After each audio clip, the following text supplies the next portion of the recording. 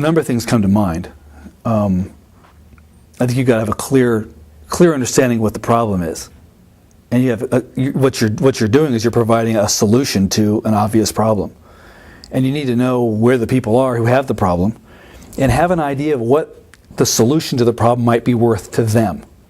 Not necessarily worth to you, certainly not compared to what it costs you to provide the solution, because you could provide a solution for $10 and it's worth $1,000 to somebody else.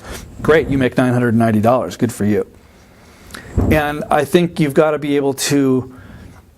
have extraordinary people skills. You've got to feel.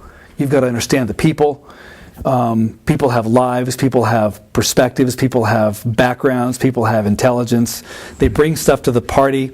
You've really got to understand who you've got doing what for you in what place.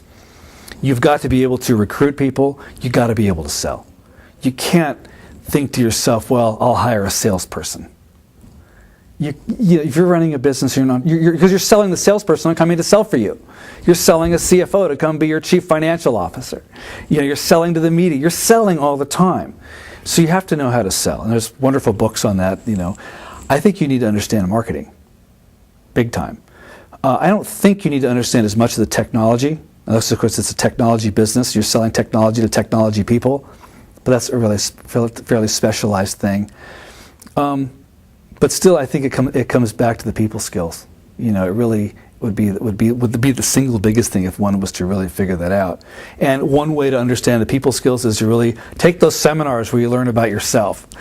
Take the ones that are all about, see yourself on stage, see yourself on video camera, answer the questions, talk about your childhood, all that stuff that brings out stuff about you, so you can understand whatever issues are that drive you, because they drive all of us.